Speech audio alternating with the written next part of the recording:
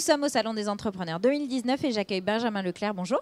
Bonjour. Vous êtes le responsable commercial de YOS. Alors YOS, c'est une plateforme qui connecte les freelances avec les PME et les grands groupes. Vous avez une communauté de 8000 freelances, essentiellement dans la tech, les data et le marketing digital. Donc tout ce qui est vraiment rapport au digital en direct.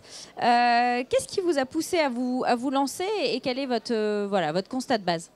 Alors en fait, le constat de base, et il est déjà partagé par beaucoup de monde, c'est que d'un côté, en fait, on a des entreprises qui travaillent de plus en plus en mode agile, en mode projet, qui ont donc des pics d'activité, qui recherchent une expertise à un moment donné et qui n'ont pas forcément la compétence en interne pour mener à bien leur mission. Et de l'autre côté, vous avez en fait tout simplement des travailleurs indépendants, des freelances qui eux ont une expertise, mais qui n'ont pas forcément des missions, qui n'ont pas forcément de clients auprès de qui travailler. Donc nous, en fait, on est parti de ce constat-là sur le fait qu'il fallait accélérer cette mise en relation et cette collaboration.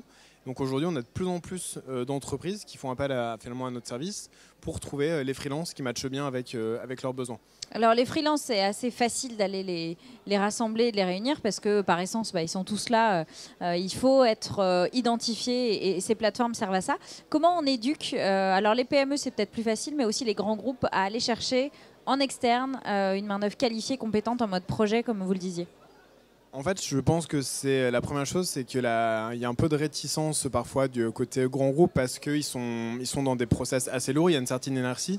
Et faire appel à une nouvelle population de travailleurs, pour eux, ça implique pas mal de conduite du changement en interne, que ce soit aussi sur des aspects légaux, fiscaux, comptables. Ils peuvent vite parfois se sentir un petit peu, je dirais pas perdus, mais un peu déboussolés. Ça a beaucoup d'impact sur beaucoup de choses en interne. Vous leur donnez des pistes aussi là-dessus ? Exactement, on leur donne des pistes. On tient à les rassurer sur le fait qu'aujourd'hui, les freelances, il y a un contrat qui se met en place avec le freelance, que le but est avant tout de chercher un freelance au regard de sa compétence et pas juste au regard de son prix. C'est vraiment la compétence au cœur du service.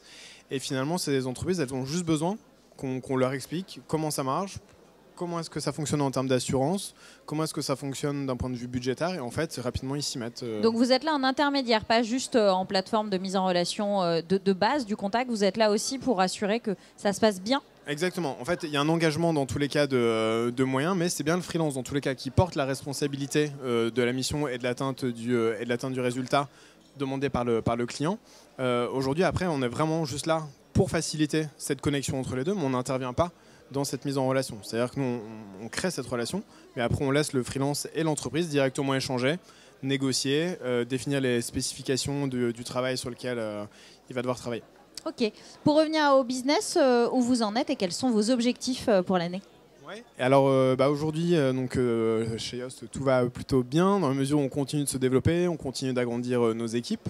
Donc pour l'instant, on reste focus sur la France dans la mesure où ça reste un marché qui n'est pas encore totalement mature, on va dire par rapport à l'Angleterre, à l'Allemagne ou aux Pays-Bas, ou même encore plus aux États-Unis, où ils sont déjà très en avance là-dessus. Ouais. Nous, aujourd'hui, on se concentre plutôt sur la France. On décide cette année de vraiment mettre l'accent sur deux choses. C'est le fait de s'adresser à n'importe quelle entreprise.